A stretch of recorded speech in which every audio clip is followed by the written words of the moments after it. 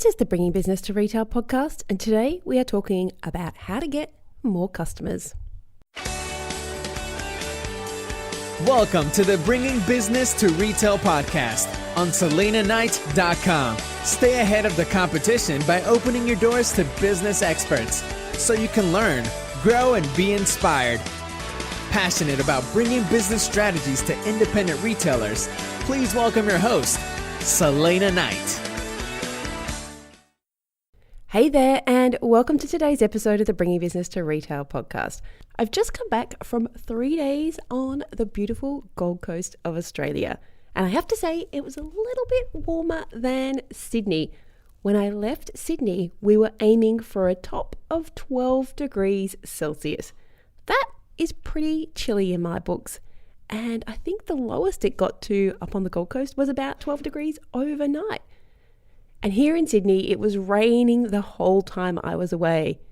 Up on the Gold Coast, beautiful and sunny. I guess that's why so many people move there.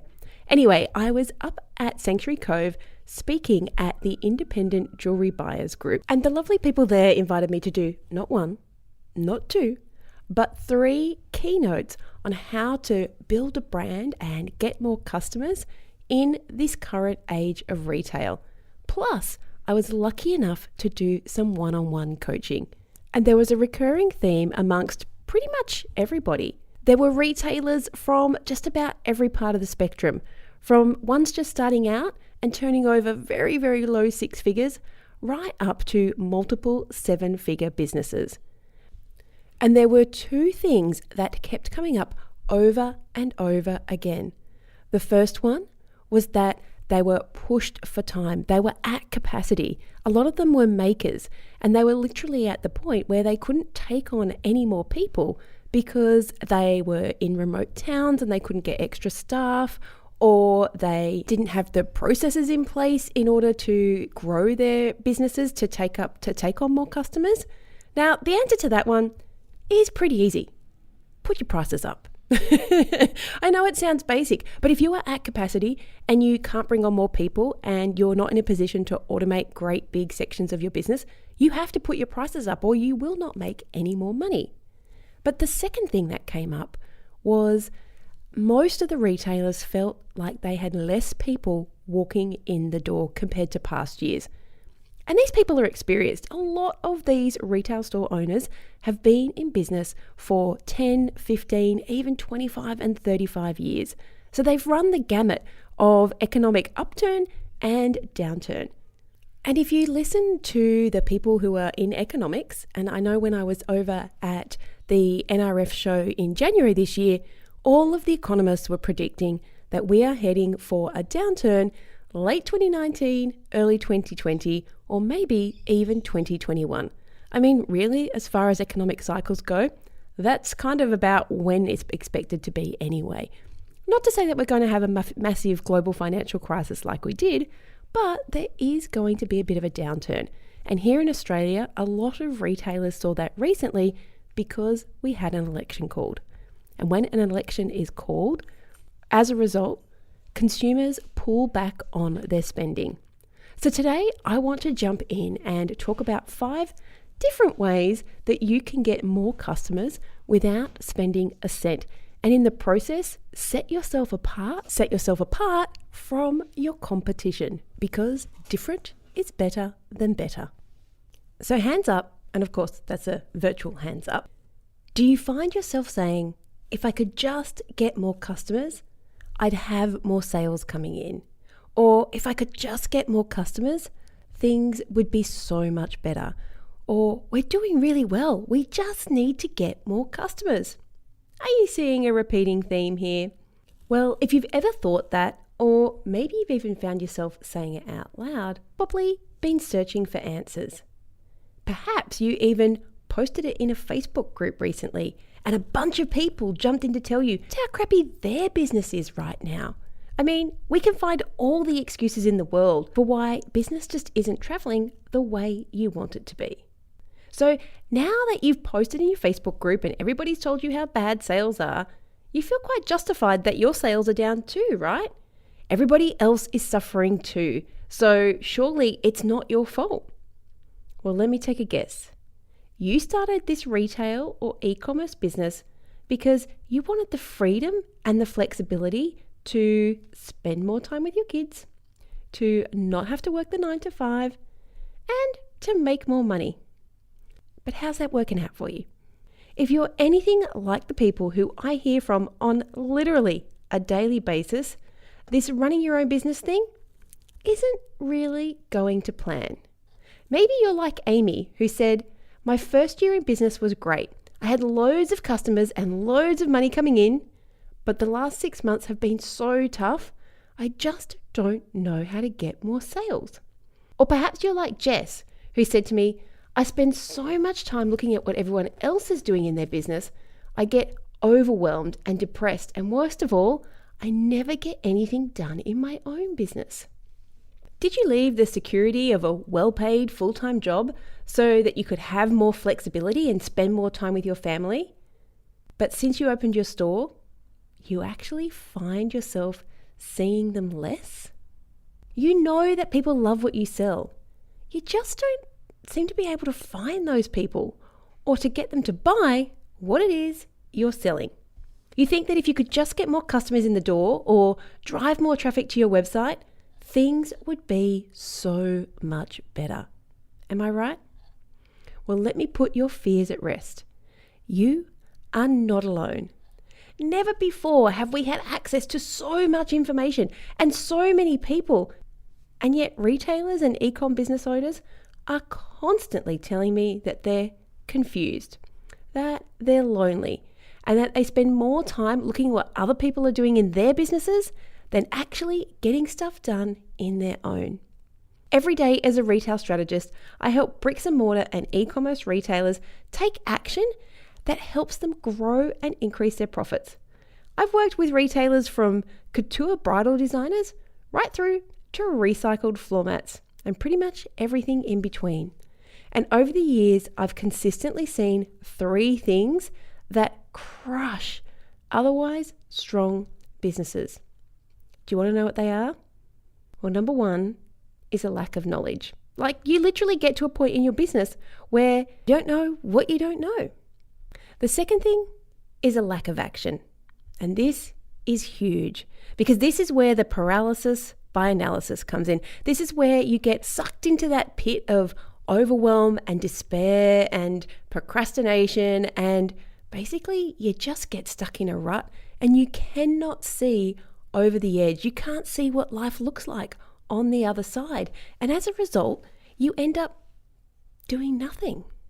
And the third thing is lack of support. I mean, running your own business is freaking lonely. Even if you have a team of people, even if you have the best staff, when it comes down to it, you're the person who's making all the decisions.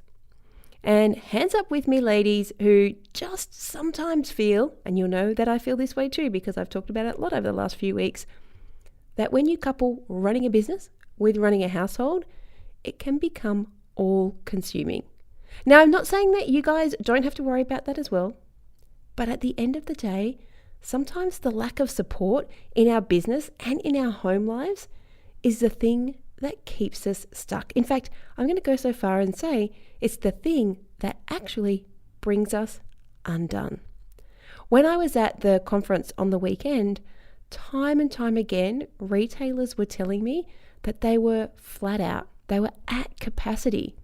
But at the same time, they're working 12 hours a day and they're not having their family lives. I mean, these people are parents. They did this. They started their own business so they could spend more time with their family. But what they're finding is they're tapped out emotionally. They're quite often capped financially. And they just don't know what to do next. But you thought when I said that there were 3 things that crush otherwise strong businesses, you thought I was going to say lack of money, lack of time, and lack of customers, yeah? Well, you're kind of right. Those 3 things do bring down most businesses. But here's the thing. Those are actually the symptoms. Let's take running out of money as an example. 80% of businesses that go out of business do so because they simply run out of cash. But if you don't have the knowledge that you need to start and then grow a successful business, or you don't have access to it, well then it's unlikely that you're going to make money in the long term. Sure, I've seen plenty of businesses that start out on Facebook as a bit of a side hustle and then they hit 6 figures, but when they go legit, you know what I'm saying? They get a tax number, they start paying taxes, they start paying insurances, all the things, it all comes crashing down. Those businesses don't understand what I like to call pricing for profit, or they get caught out when they start having to do their taxes, or they have to start importing a larger amount of stock, or they have to start hiring people.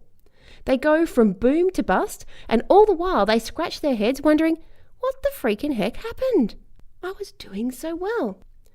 But it was all because they didn't have the knowledge that they needed to grow. But you're different.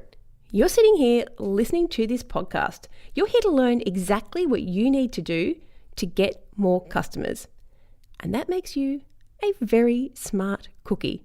So let's jump in and talk about how you can get more customers without spending a cent. First up, let's be super clear. When we talk about customers, we are in this for the long term, not just a give me your money and go away mindset. Okay? Are you with me on this? So whilst we're 100% have to be driving customers to your store, whether it's online or a physical store, growing your customer database in the process has to be a no-brainer. Personally, if I can drive someone to a store and capture their details, then I am one happy camper. In fact, I have one one-on-one client who used to do markets, and even if she was having a not so fruitful day, at the end of the day, she would message me to tell me how many email addresses she'd managed to capture. And that became one of our very high achieving targets. Right now, you might be thinking, ugh, I don't want to send my customers emails. I'm so tired of all the spam that I get. I don't want to submit my own customers to that and annoy them. Do you like my funny little voice? Well, let's get into a little bit of real talk here, okay? Because you know I'm a bit of a straight shooter. In fact, I'm a lot of a straight shooter. Always love it when some data can back up what I tell you. So according to WordStream, consumers who purchase products through email spend 138% more than those who don't receive email offers. And that is a pretty good reason to make sure that you are using email marketing to communicate with your customers, right? Oh, and abandoned cart emails. You all know what those are, right? The emails that you send to somebody who put stuff in their cart but never checked out. But you actually have to have an address to send them the abandoned cart emails to. That's a conversation for a different podcast. Well, according to my favorite e-commerce email marketing platform, Klaviyo, you've probably heard me rave about it.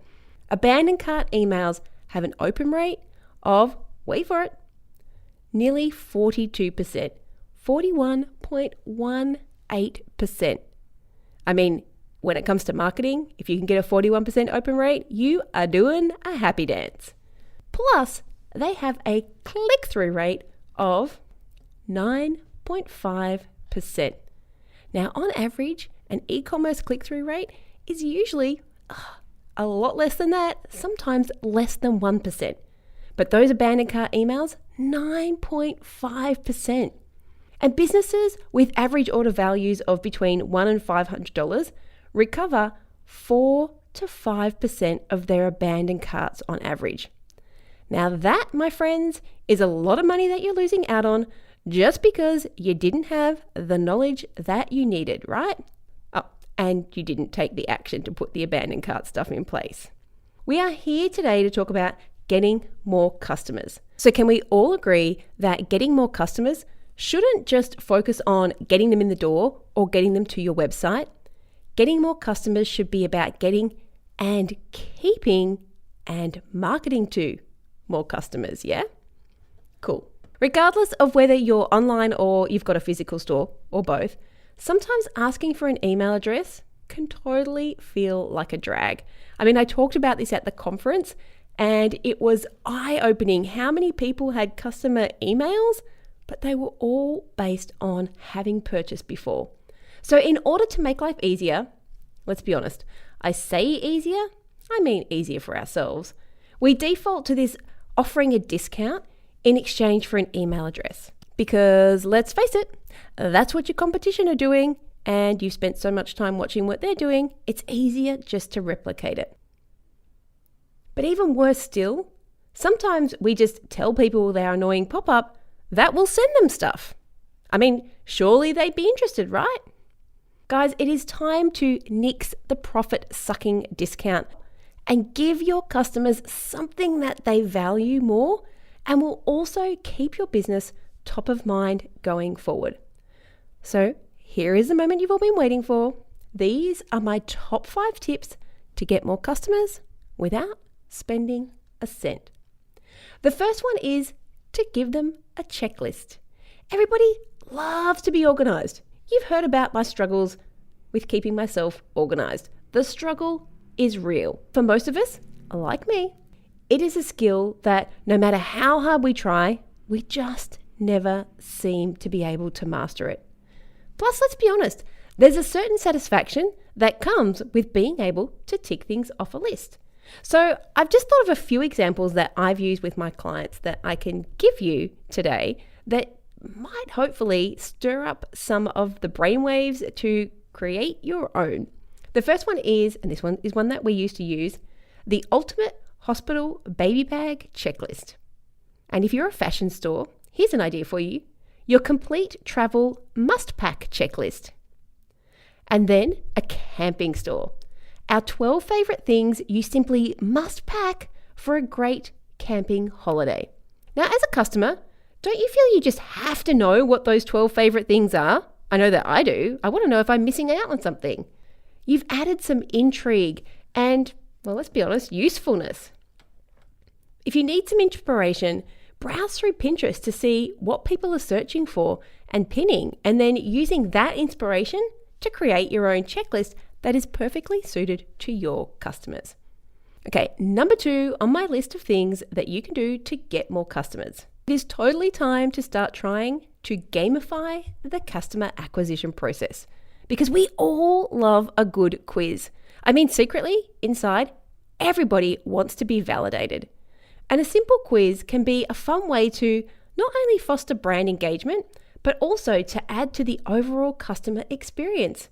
And as a bonus, a good quiz can end up going viral on social media.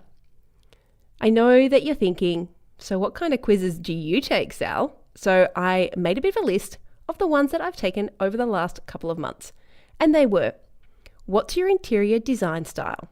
That was a homeware store. The next one was, discover your inner fashion personality. That was a clothing store.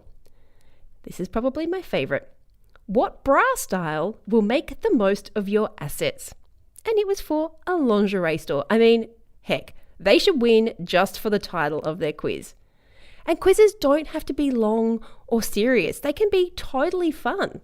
If you're going to use them, make them short and sharp, less than 8 questions for maximum engagement. The third way to get more customers is to show me, don't tell me. I like that one. As an independent store owner, there are things that you find innately easy, like that getting organized thing, that the rest of us really struggle with.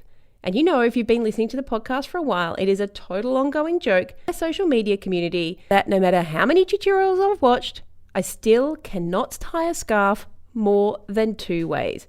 If I actually want to mix it up, I just have to head to YouTube for a tutorial. But what if, when I went to your website or store, you offered that to me in exchange for my email address? Well, personally, that would be a great big hell yeah from me.